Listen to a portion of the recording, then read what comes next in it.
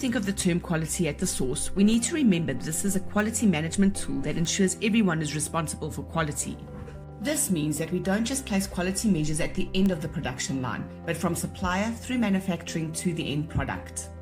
This also means that quality is no longer only the quality department's responsibility.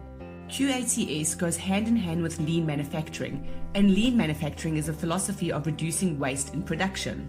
Lean focuses on waste that come from over-processing, surplus inventory, too many steps in production, defects at any stage of production, inefficiencies caused by excess movement, waiting time at work centers, and overproduction of finished products.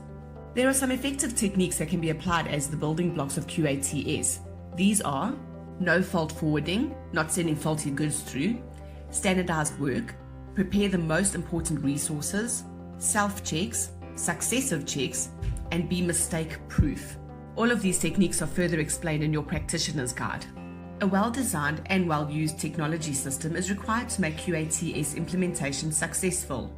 The reason for this requirement is in order to record and analyze all findings in production, in order to correct them. And implementing QATS requires that all stakeholders and employees adopt the right attitude. Some of the things that need to be in place for a successful implementation include a deep understanding of who the customer is and what their requirements are, ongoing internal quality audits to keep awareness of quality standards, making use of benchmarking, multi-skilled practitioners who can perform more than one role, the right tools and technology being available to identify defects and rectify them efficiently, just to name a few. Implementing QATS means also adopting a process of continuous improvement, and a tool that can be used for measuring improvements is that of Kaizen. And implementing Kaizen requires the right mindset to be present throughout the company.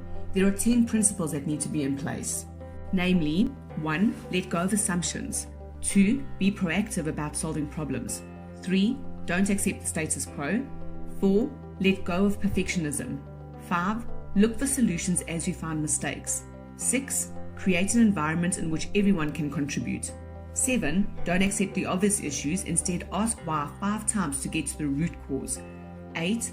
Collect information and opinions from multiple people. 9. Use creativity to find low-cost, small improvements. And 10. Never stop improving. The framework used by the Kaizen approach is that of 5S: sort, set, shine, standardize, and sustain.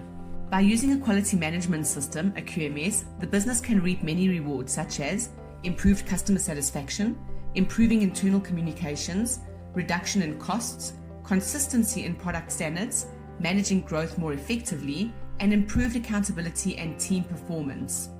It is important for a QMS to have policies, processes, and procedures in order to make them work, and those procedures will then also indicate work instructions, checklists, and forms.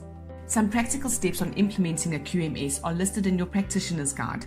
And remember, QATS does not only apply to production, it extends to distribution and logistics too.